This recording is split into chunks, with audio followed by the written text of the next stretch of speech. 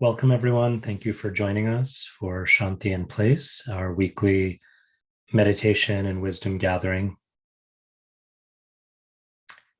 Please take a moment to make sure that you continue to remain on mute for the duration of our practice together. You can also take a moment to decide whether you want to keep your camera on or off for this portion of our meditation, whatever you feel comfortable with.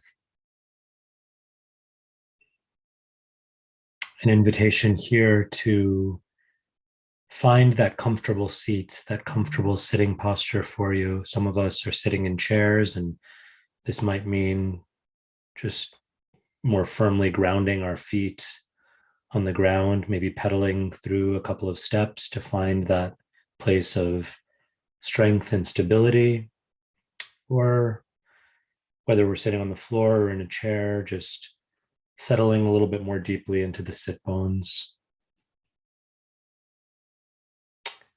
It's a good idea here to check our spine to make sure that our backs are nice and straight, our spines are as erect as possible, while still being comfortable and at ease. If you haven't already done so, an invitation here to close the eyes or to soften the gaze.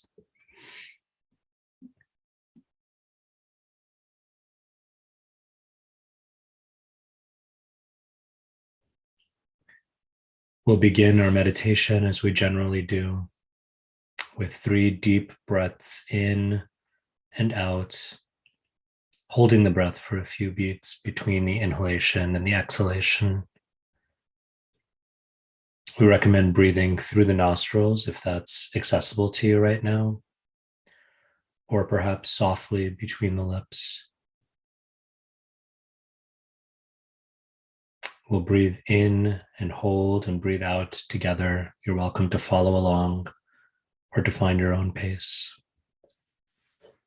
We'll begin with the ringing of the bell, and then we'll go into our meditation.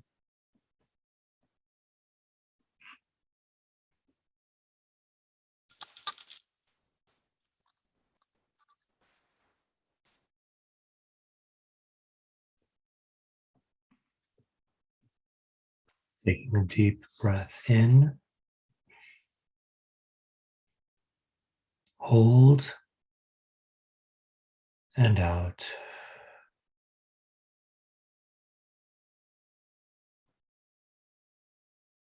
Again, breathing in, holding, and releasing.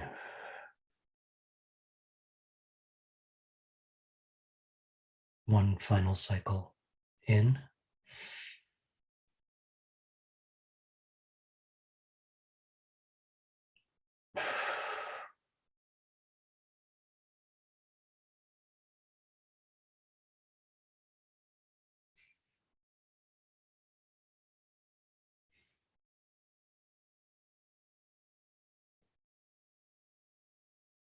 now allowing the breath to find its own rhythm or its own pace.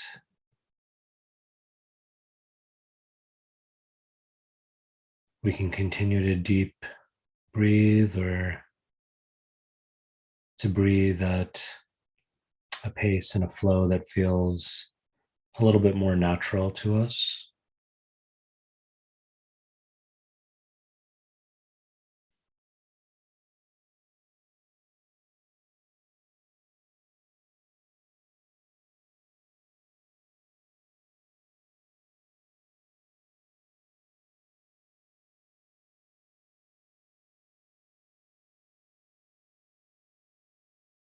For many of us, we are entering into this moment of meditation coming from activity in our working days, or perhaps for some of us coming from activities that are part of our roles as parents or as students.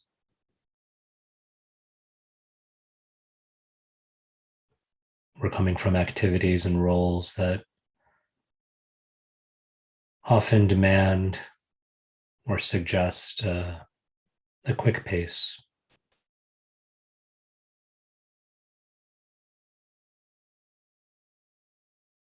Maybe some of us are coming from activities where we feel like we have to move so quickly, physically or mentally, just to keep up.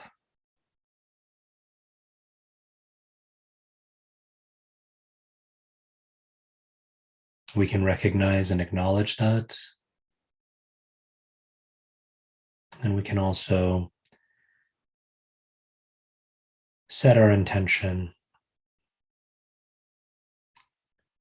dedicating these few precious minutes together to slowing down,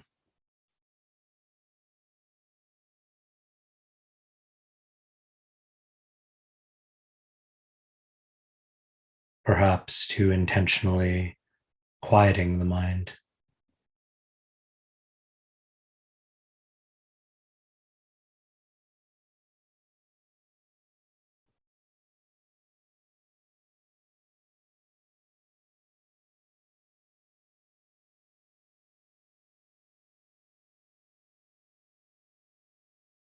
Allowing our awareness, our noticing power to simply rest.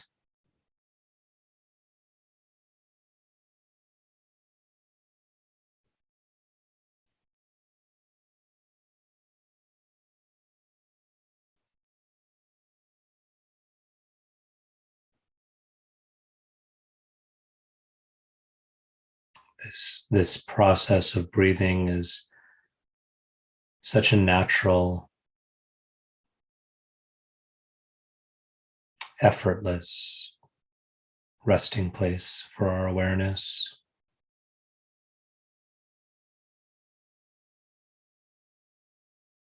All we need to do is notice the breath.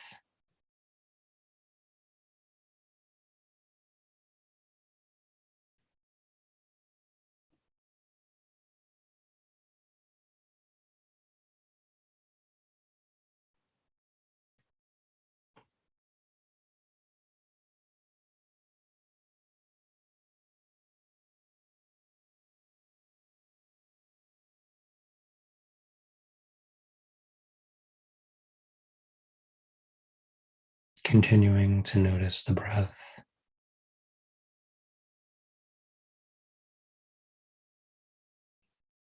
Reminding ourselves that we can always return to it.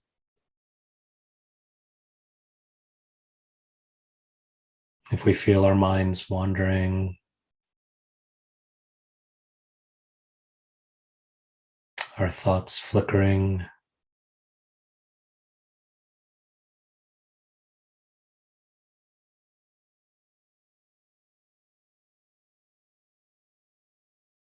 if we begin to notice distractions, either outside or from within, we can remind ourselves the breath is waiting for us. It's there, it's doing its thing. We just need to return to it.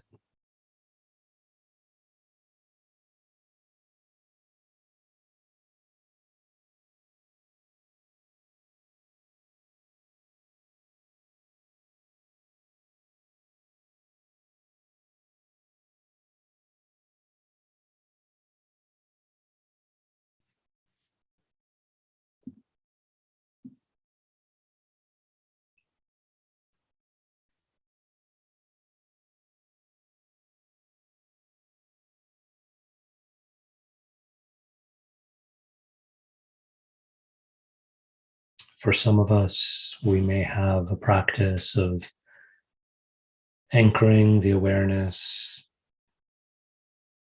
in other ways. And we're welcome to do that now as well.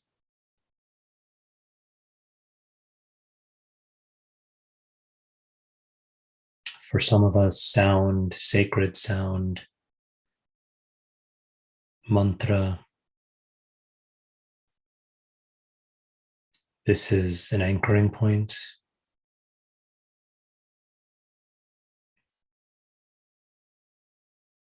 a point of drishti or focus. And if we'd like, if this is part of our practice or something we'd like to try, just as we're noticing the breath, we can continue to notice the breath. And we can also bring our awareness to the mantra.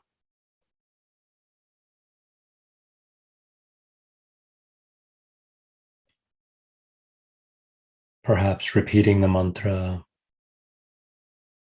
silently or softly to ourselves.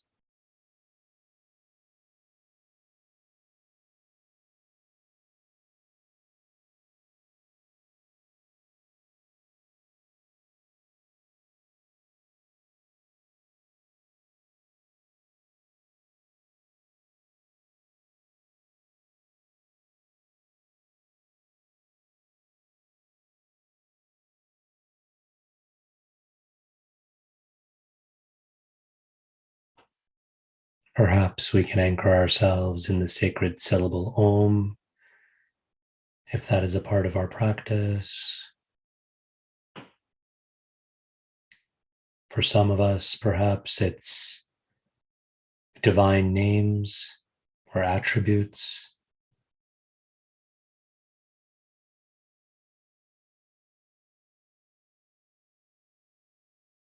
For some, perhaps a practice of being rooted in an affirmation. Perhaps a simple, short sentence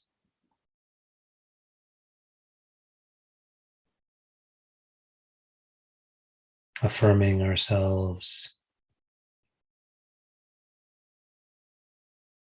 or setting an aspiration or an intention, and then silently or softly repeating it.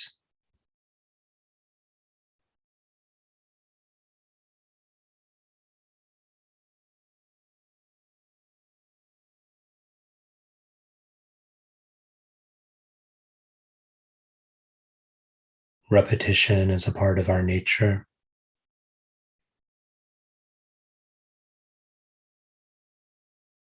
Breath exists in repetition.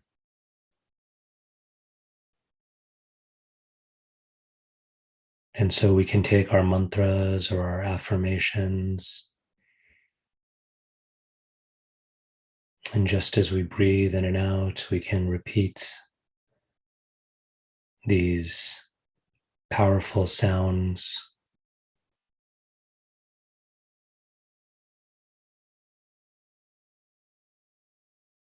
bringing our awareness back to them again and again.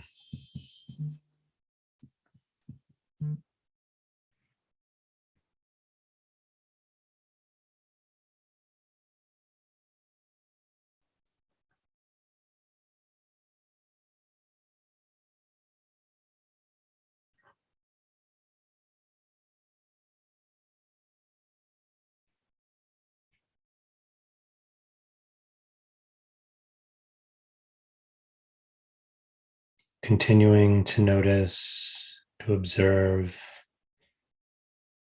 to ground ourselves in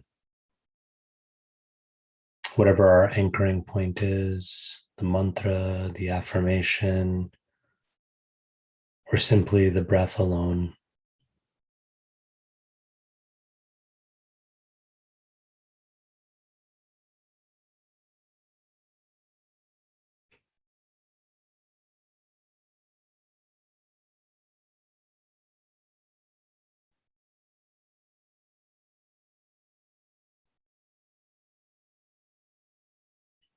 Noticing, perhaps with some gratitude or newfound appreciation, this slower, quieter place that we've come to in just a few minutes together.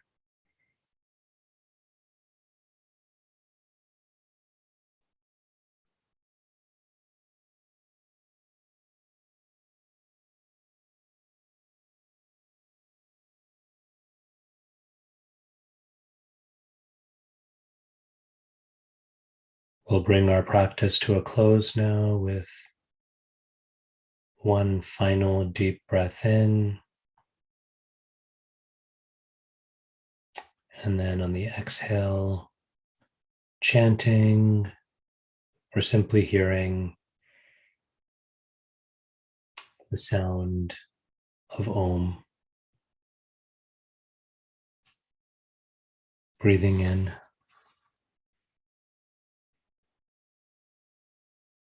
Om.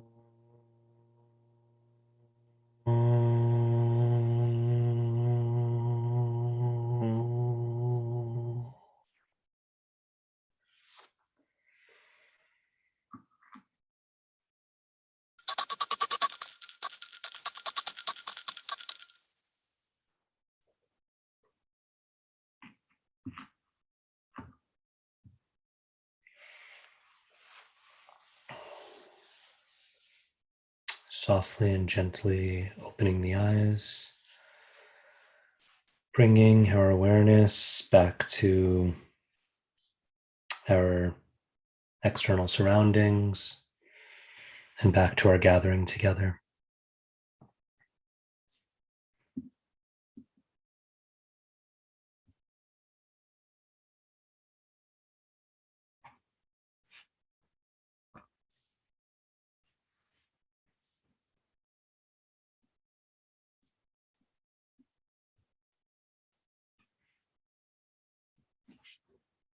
As always, thank you for joining us. This is such a wonderful gift that we give to ourselves and to each other. Just to take a few minutes, doesn't need to be that long. Whatever is practical for us and sustainable for us. Sometimes we have these grand aspirations. Oh, I'm going to meditate for an hour, 2 hours, and we're excited about it, and then we realize it's just not practical for us, or it's not sustainable. That inspiration doesn't stay, or it doesn't work on a busy day or something like this. But with intention, even if it's a modest offering, even if it's I'm going to take these 10 minutes, these 20 minutes, this half hour to, with intention, slow down, with intention, create that windless place for myself that we spoke about last week. It's so amazing. It's so transformative. And then when we return to our activities, we can return authentically present. Yes, we'll probably have to speed things up again. Yes, we'll probably get back into the midst of things, but hopefully we can bring some of that quality of being a little bit slower, a little bit more thoughtful, a little bit more present and aware. We're going to continue to delve into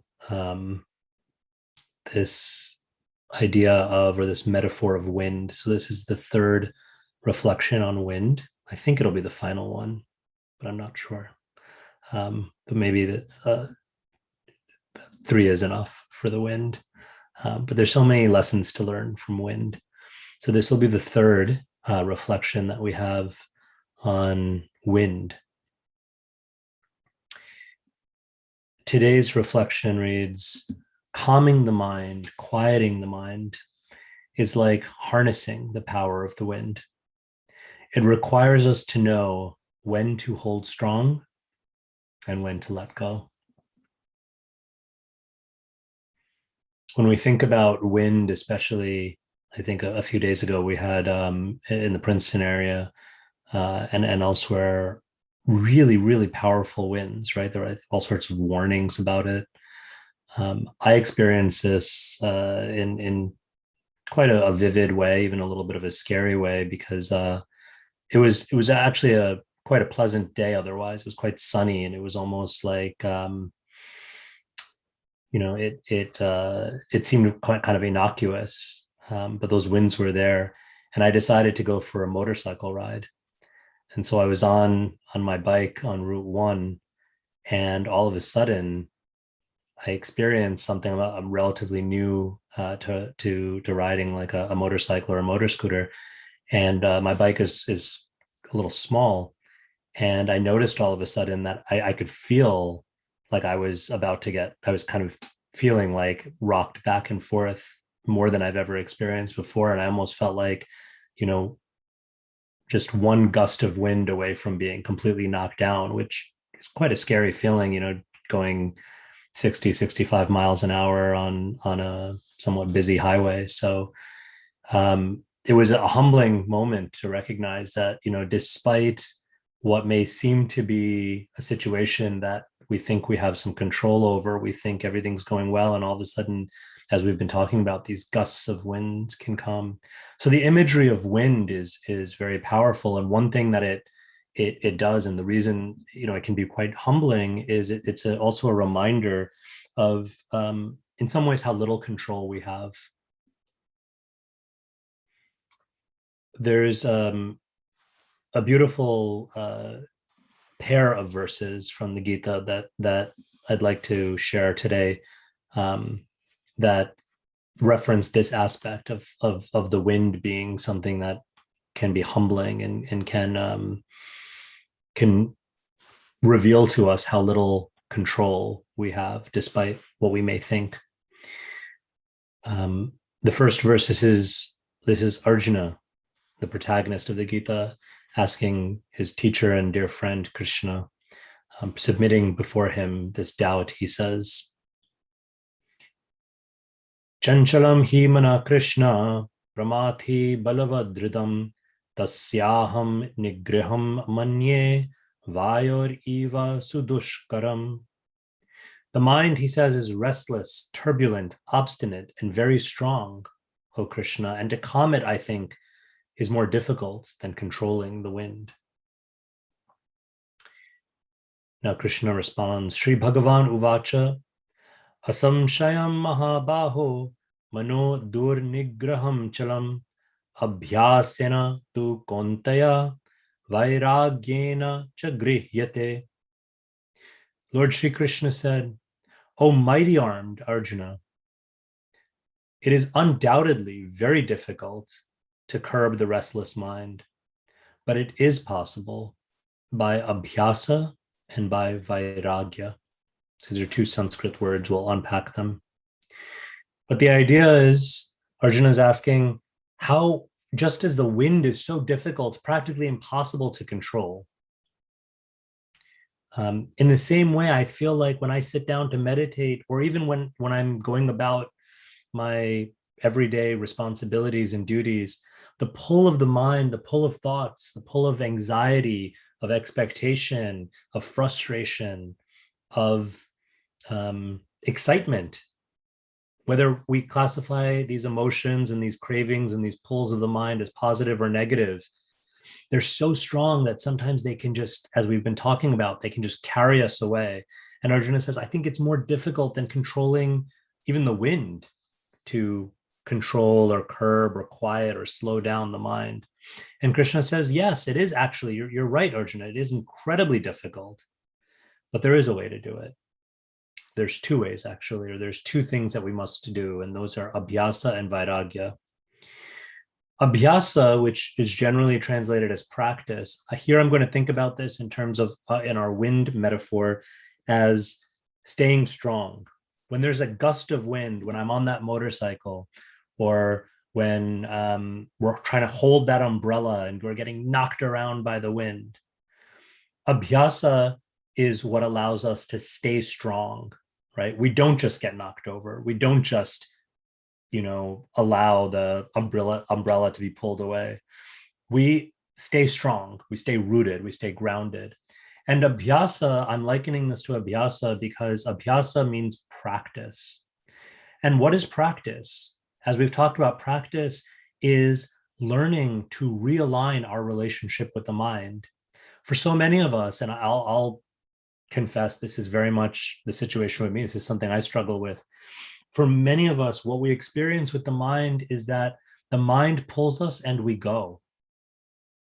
That between me, the observer, and my mind, which means my thoughts, my monkey mind, generally speaking, if left to my own devices, so to speak, my mind, I may have the best of intentions, but my mind, my thoughts jump somewhere, and that's where I go. And then only later I think, why did I do that? Why did I go there? Why did I say that?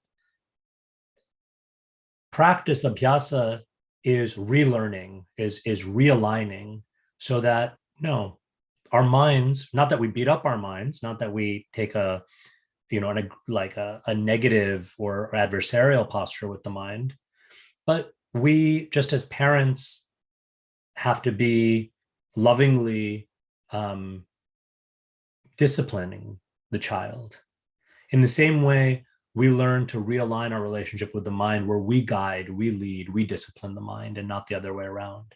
And we do this through practice because it's a safe, controlled environment in which we can rebuild that muscle memory, so that when we're out there in the real world and the gusts of wind come, metaphorically, when our minds want to jump here and there and take off, and oh my gosh, what about this? What about that? And maybe we've already been doing the work of building that muscle memory. So our default now shifts to being a little bit more grounded, a little bit more able to stay strong. And that comes through commitment, consistency, and intention. But there's a second piece. And the second piece is vairagya. Vairagya is a beautiful word in Sanskrit, which is generally translated as sometimes as renunciation, but also as non-attachment or detachment. Here I'm thinking about vairagya as letting go. So part of, and this may seem like a bit of a paradox, but part of our response to the wind, or part of our response to the ever moving, obstinate, restless, flickering mind, is to stay strong. But with equal measure, we have to recognize those opportunities, or those situations where we do need to practice letting go. We need to let go of our expectations or our plans. We can't be rigidly stuck in this place of, no, but it has to be like this. We learn to let go of the desire to control. We recognize, hey, this gust of wind is much stronger than I am. So I need to recognize that maybe this is not a moment to fight it. This is a moment to acknowledge it and recognize it and try to go with it in a controlled, measured way, right? We talk about harnessing something like the wind. And here I'm going to introduce a little bit of a new piece to the analogy. It may mean giving some slack, loosening the string, so to speak. And so I want us to think about, just as we had that image of the woman struggling with the umbrella, which I think is something that probably all of us can relate to, at least at some point in our lives doing. I hope we can also relate to, and if we haven't yet done this, maybe the next windy day we can try to do this. I hope we can also relate to the beautiful experience of engaging with the wind. Like this child flying a kite. Windy days are the best days for kite flying. But when you fly a kite, to fly a kite well, you have to do this. We have to practice this dual engagement with staying strong and grounded and controlling, and also letting go and loosening and allowing that kite to fly, allowing and going with the power of the wind. So both are necessary. And I think the more we're able to, within the environment of practice, meditation practice, mindfulness practice, yoga practice, spiritual practices, within those environments, the more we're able to intentionally cultivate abhyasa and vairagya, the practice of staying strong, the art of letting go. The more we're able to do that, the more, when those winds come, and they invariably will come, like a child, we can approach them in a playful way. We can approach them in a way of genuine curiosity, of genuine dynamic engagement, staying strong and letting go. Calming the mind, again, is like harnessing the power of the wind. It requires us to know when to hold strong and when to let go.